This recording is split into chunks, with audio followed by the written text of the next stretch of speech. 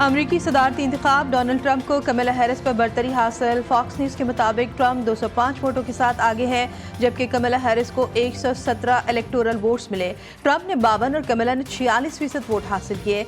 अमरीका की 30% रियासतों में ताहाल वोटिंग जारी है। सदारती इलेक्शन में जीतने के लिए 270 इलेक्टोरल वोट्स दरकार हैं। इंतखाबात के मौके पर सिक्योरिटी के सख्त इंतजाम हैं। लाहौर आज भी शदीद धुंध की लपेट में। एयर क्वालिटी इंडेक्स 1000 के करीब पहुंच गया। आलूदा तरीन शहरों की फहरिस्त में पहला नंबर। फिजा इंतहाई मुज़र सेहत करार। इस्लामाबाद और कराची में भी मौसम की तब्दीली के आसार शुरू। रात के वक्त खुनकी, दिन भर सूरज की तपिश बरकरार।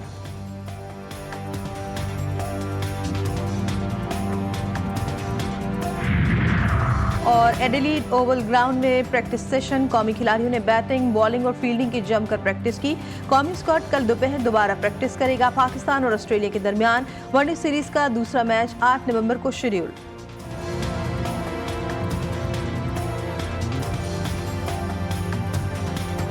वोट अमरीकी शहरियों का असर होगा पूरी दुनिया पर। आलमी रहनुमाओं की नज़रें भी अमरीकी इंतखाबात पर हैं। रूसी सदर, जर्मन चांसलर, यूरोपीय और नेटो मेंबरान कैमला हैरिस के फेवरेट करार। चीनी सदर मुमकिन तौर पर कैमला हैरिस की हिमायत करते हैं। इसराइली वज़ीर आज़म के डोनाल्ड ट्रंप के साथ गहरे ताल्लुकात हैं। अमरीकी तारीख के अहम सदारती इंतखाबात, GTV न्यूज़ की खुसूसी नशरियात जारी। सदारती उम्मीदवार के इंतखाब का तरीक़ाकार पाकिस्तान पर होगा, इसका क्या असर? डेमोक्रेटिक और रिपब्लिकन रियासतें कौन कौन सी हैं? वोटिंग से जश्न तक तबसरे और तज्जिए। खुसूसी कवरेज पाकिस्तान से हर खबर पर नज़र। ये सब और बहुत कुछ सिर्फ और सिर्फ GTV न्यूज़ पर। दुनिया को अमन का दर्स, लेकिन असखुद मोहल्लिक हथियार की दौड़ में सबसे आगे। आज अमरीका जदीद तरीन हाइपरसोनिक जौहरी मिसाइल का तजुर्बा करेगा। मिसाइल की रेंज 15,000 मील फी घंटा है, जो आधे घंटे में दुनिया के किसी भी कोने को निशाना बना सकता है। बरतानवी मीडिया का दावा। इसराइली वज़ीर आज़म करप्शन के बाद एक और स्कैंडल की जद में। नेतन्याहू के मुशीरों पर खुफिया दस्तावेजात को लीक करने का इल्ज़ाम। मीडिया मुशीर एली फिल्डेस्टन समेत मुतअद्दिद अफराद गिरफ्तार। तहकीकात शुरू। लीक्स के मरकजी किरदार एली इसराइली फौज से रिटायर्ड हैं। सिक्योरिटी ज़राए का कहना है कि इन लीक्स के रियासती सलामती को खतरे और यरगमालियों की रिहाई के मुज़ाकरात में खलल डाला है। नाजायज़ रियासत में हुकूमत को लेने के देने पड़ गए। इसराइली वज़ीर दिफा योव गैलनेट बरतरफ। ओपोजिशन जमात की एहतजाज की कॉल। कार्ड्स को नया वज़ीर दिफा मुकर्रर करने पर तेल अवीव की सड़कों पर पुरतशद्दुद मुजाहिरे। हज़ारों अफराद ने अपने वज़ीर आज़म को पागल शख्स करार दे दिया। नेतन्याहू का चीफ ऑफ स्टाफ रोनेन बार को भी बरतरफ करने का मंसूबा। लबनान में इसराइली फौज के इंसानियत सोज मुजालिम। ख़याम, दिरुल ज़हरानी और तायर समेत कई इलाकों पर ज़मीनी और फ़िज़ाई हमले। 24 घंटों में मज़ीद 16 अफराद शहीद, 90 से ज़ायद ज़ख्मी।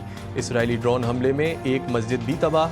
शोहदा की मजमूई तादाद 3000 से तजावुज़ कर गई, 13,000 से ज़ायद ज़ख्मी। मुसलसल जंग और हमलों के बायस 12 लाख से ज़ायद लबनानी बेघर।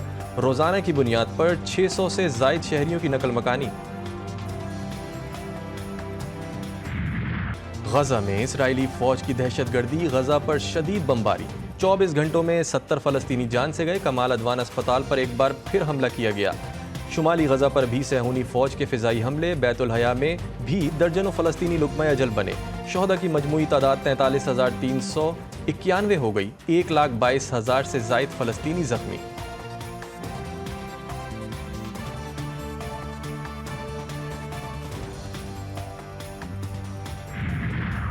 वज़ीर आज़म शहबाज शरीफ से ईरानी वज़ीर ख़ारजा अब्बास अराग़ची की मुलाकात। वज़ीर आज़म का गजा में जंग बंदी और इंसानी इमदाद की फराहमी पर जोर। ईरान पर इसराइली हमले की मज़म्मत। ईरान की खुद मुख्तारी और इलाकाई सालमियत की हिमायत का इरादा। वज़ीर आज़म ने ईरानी सुप्रीम लीडर और सदर मसूद पज़शकियान के लिए नेक ख्वाहिशात का इजहार भी किया। पाक ईरान बरादराना ताल्लुकात मज़ीद मुस्तहकम करने के अज़म का इरादा।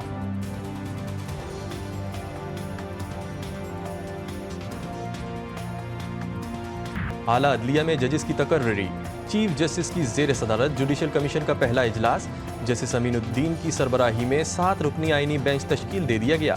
पंजाब से जस्टिस अमीनुद्दीन और जस्टिस आयशा मलिक, सिंध से जस्टिस मोहम्मद अली मजहर और जस्टिस हसन अजहर रिजवी, बलूचिस्तान से जस्टिस जमाल मंदोखेल और जस्टिस नईम अख्तर अफगान, खैबर पख्तूनख्वा से जस्टिस मुसर्रत हिलाली को आईनी बेंच में शामिल किया गया है।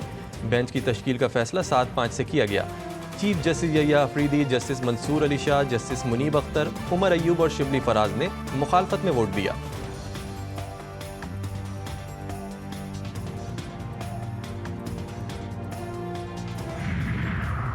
दोनों ऐवानों में होने वाली कानून साजी पर सियासी हलचल। पीटीआई रहनुमा असद कैसर की मौलाना फजलुर रहमान से मुलाकात, आला अदलिया और फौज से मुतालिक कानून साजी पर मुशावरत की गई। पीटीआई के वकील फैसल चौधरी का कहना है कि हमारा और मौलाना फजलुर रहमान का हुकूमती कानून साजी के खिलाफ मौक़िफ़ एक है।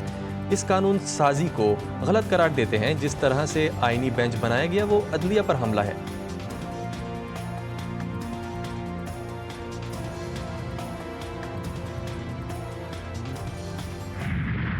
वादों से मुकरना, मुशावरत से फरार और कोऑर्डिनेशन से इनकार। बिलावल भुट्टो हुकूमत से नाराज, हुकूमती इत्तेहाद की कश्ती हिचकोले खाने लगी। बिलावल भुट्टो ने बतौर एहतजाज गुज़िश्ता हफ्ते जुडिशल कमीशन से अपना नाम वापस लिया। बिलावल का कहना है कि हुकूमत ने जुडिशल कमेटी में मुस्लिम लीग नून और पीपी की मसावी नुमाइंदगी के वादे को पूरा नहीं किया। हुकूमत के साथ पीपी के मुस्तकबिल का फैसला पीपल्स पार्टी की सेंट्रल एग्जीक्यूटिव कमेटी करेगी। बिलावल भुट्टो वतन वापसी पर सेंट्रल एग्जीक्यूटिव कमेटी का इजलास बुलाएंगे। अहम फैसले मुतवक्के।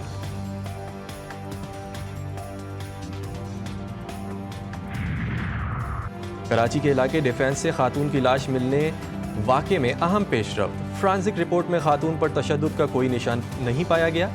पुलिस ने बेहोशी में मिलने वाले शख्स का बयान रिकॉर्ड कर लिया। मज़कूरा शख्स रिश्ते में लड़की का बहनोई है। मज़कूरा शख्स ने बताया कल सुबह 8 बजे साली को घर के बाहर से पिक किया था। अचानक गाड़ी में धुआं भर गया। बाहर निकलने की कोशिश में बेहोश हो गए। पुलिस का कहना है कि पोस्टमार्टम के बाद ही हतमी मौत का तायीन किया जाएगा।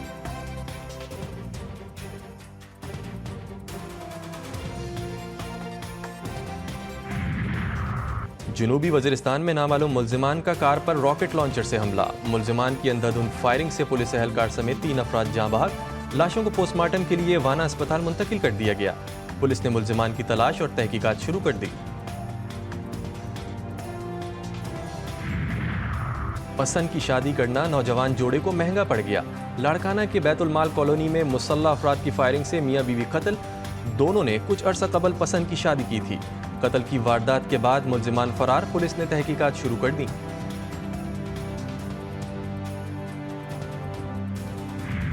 शोहदा के मिशन को हक़ खुदादादियत के हुसूल तक जारी रखने का अज़्म। पाकिस्तान समेत दुनिया भर में बसने वाले कश्मीरी आज यौम शोहदाए जम्मू मना रहे हैं। डोगरा महाराजा हरी सिंह की फोर्सेस, भारतीय फौजियों और हिंदू इंतहा पसंदों ने जम्मू के मुख्तलिफ इलाकों में नवंबर 1947 के पहले हफ्ते में लाखों कश्मीरियों को शहीद कर दिया था।